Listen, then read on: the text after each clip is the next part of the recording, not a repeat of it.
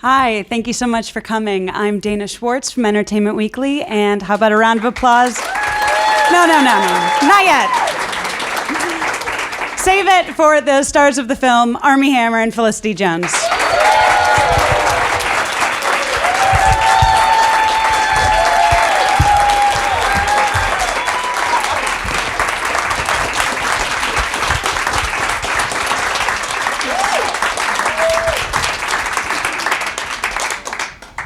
Thank you so much. And first, let me say, on behalf of the entire Schwartz family, you're welcome at Passover anytime. Thank you. Yeah. What was the audition process like for both of you? Well, initially it was reading the script and just absolutely loved it. It was such a heartwarming story, such a feel-good film about such a tremendous woman and a tremendous family. So when I read the script, it was a real no-brainer. Just thought, got to do this. It's tremendous.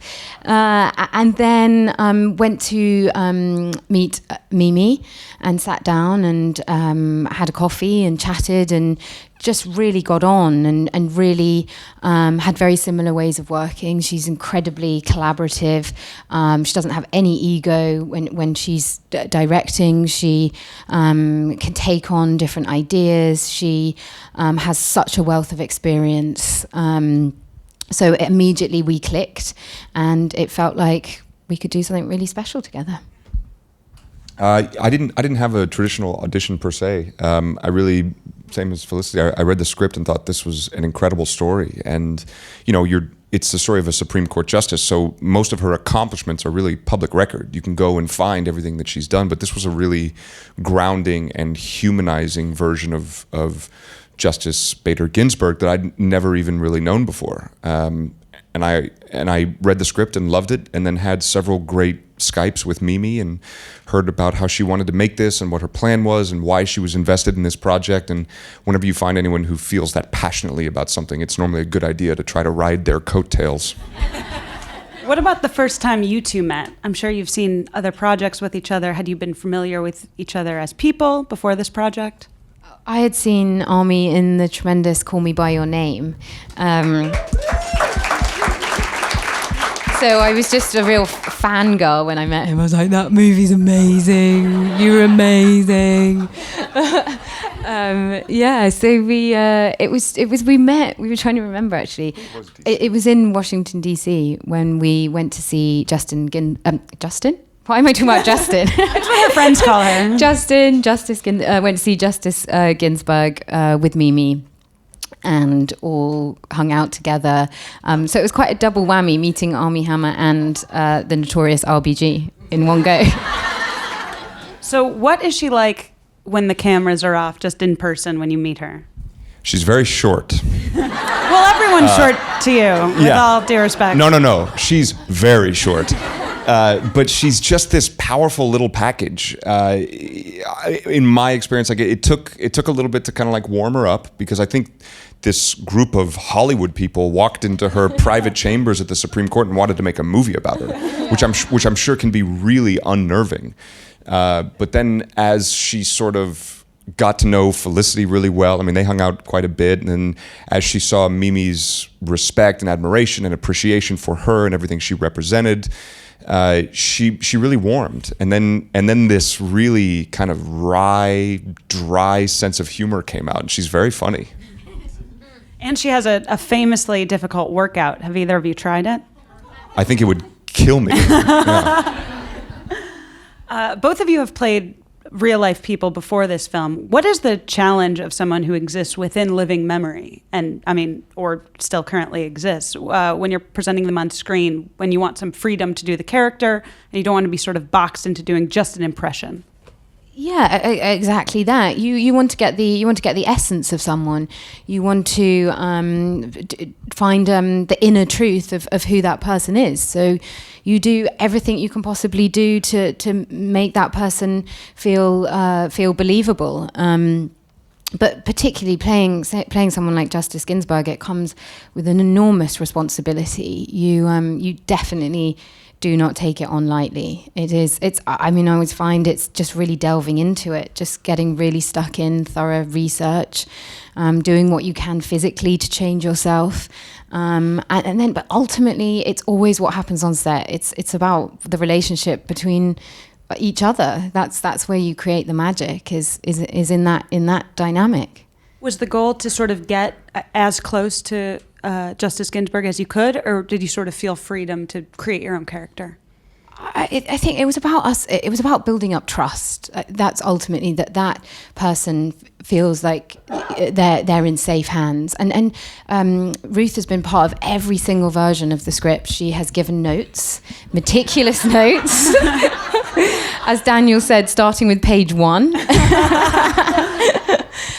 So she's been involved in the casting process. So she was very much. It's as her film as much as it is our film.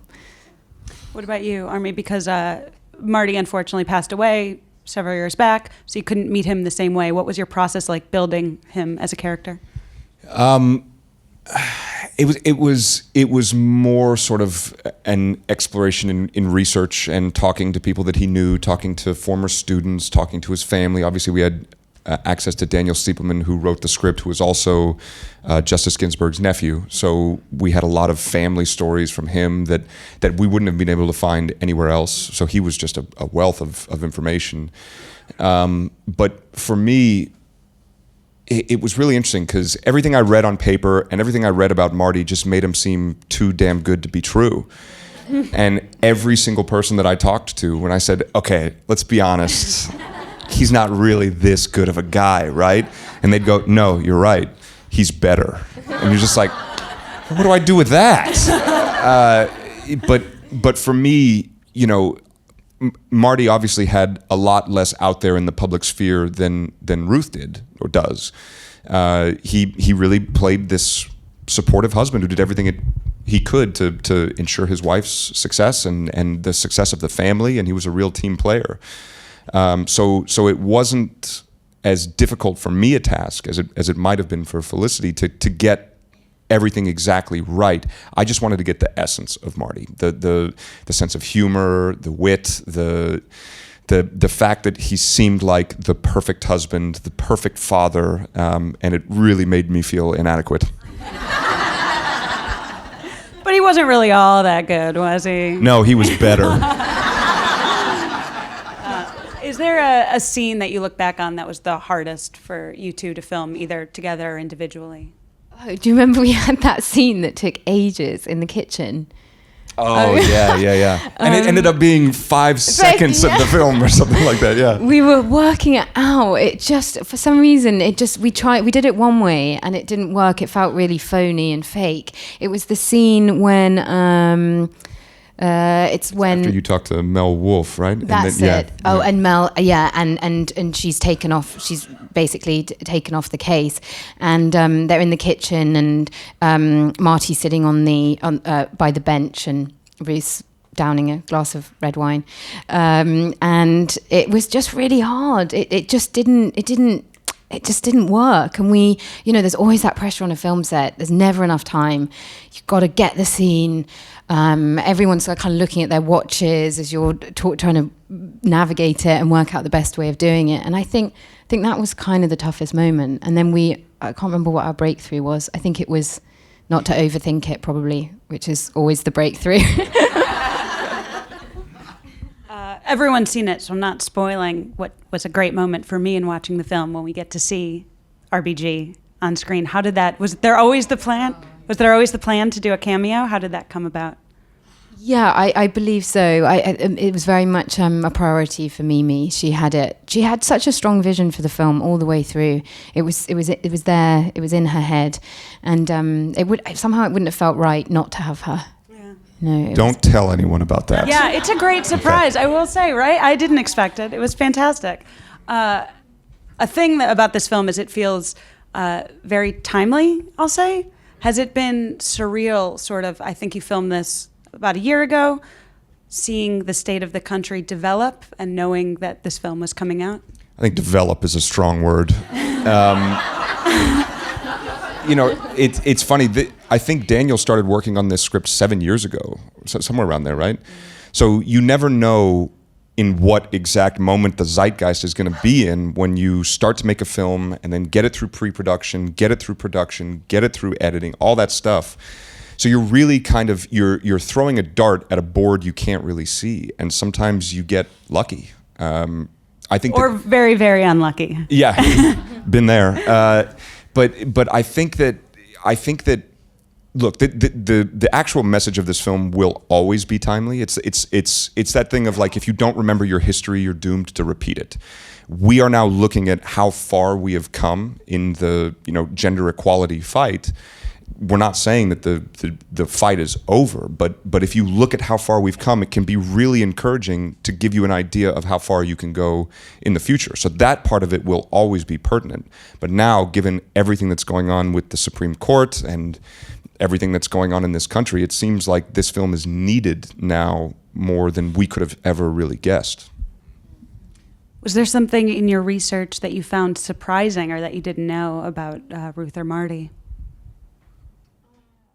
We were just constantly impressed with their humor and their ability. I mean, so many doors were slammed in Ruth's face continually, just this uphill struggle, and that ability not to be put off, not to just go, well, it's not really worth it, is it? Yeah, as actors, I'm sure you've never experienced something like that. Yeah, yeah, exactly. I mean, we know it more than anyone. But I think it was that, and as Armie said, what really struck me was just how much you can achieve, without seemingly, when you feel completely powerless, just by reaching out, by working. That's what it's about, working together. It's about coming together and having unity and believing in something, and you can make change. That's great. We have a few questions from the audience that were prepared, if I can get them off the table, for both of you. We sort of answered this, but is there anything else you want to add about how you got involved in this project? Were there any maybe bumps along the way? Felicity, do you have an American accent that you could just pull out on a dime? Well, you've just seen the movie, so.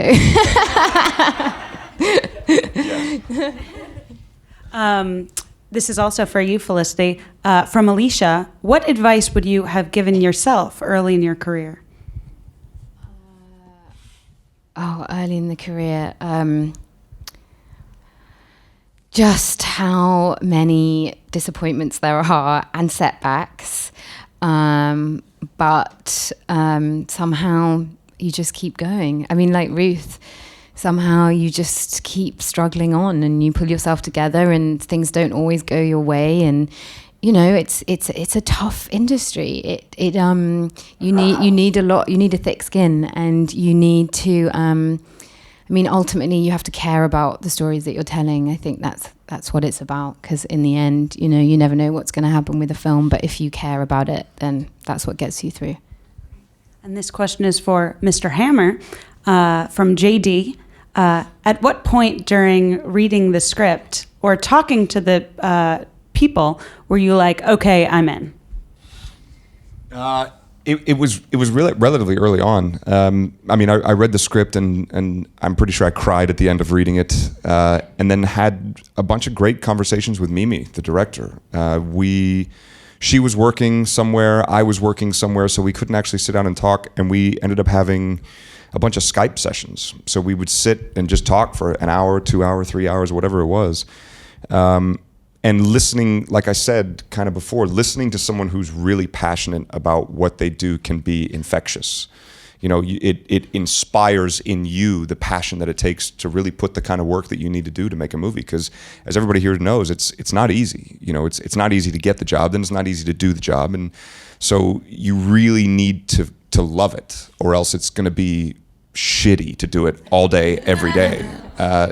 So working with Mimi, who was obviously incredibly passionate, working with Felicity, who is an incredible talent and also very passionate and dedicated to what she was doing, it just seemed like a no-brainer to me to try to be involved with this. And then last question for both of you. What do you think is sort of the takeaway? Did you, or maybe you didn't, but was there anything about either of the characters that you wanted to sort of take on and continue in your regular life? I mean, you can't help being inspired by both of them, actually. I feel like you just get such hope from their story. And it's such a love story. And it sounds a bit cheesy, but it is sort of, love can triumph. My answer's kind of cheesy as well. Why not? We're here. Well, let's just do it. There's an element of strength that was present in Marty, whether it was defying the gender norms of the 50s and 60s and 70s and being the dad who cooked and cleaned and did all that stuff for the family. I mean, you'd be really hard-pressed to find another guy who would do that kind of thing at the time. It was very much a patriarchal, sort of misogynistic time when the wives stayed home and the husbands were breadwinners. Very difficult to imagine. Yeah, yeah. So there was an element of strength to him to defy that, and then there was also an element of strength to him to say, I will do whatever it takes to support this partnership and to support the goals and missions of both of us, as well as your specific goals, being Ruth. He was an incredible husband, an incredible father, and it was really a lesson for me to see that to be strong in a relationship doesn't mean you need to be domineering. It means that you can do things that need to be done, whatever they are, and rise to the occasion. Are you a good cook, Armie? I am a good cook, yeah. I definitely took that from it too, yeah. Well, on that note, thank you so much for your time, and thank you so much for coming. Thank you, guys. Thank you.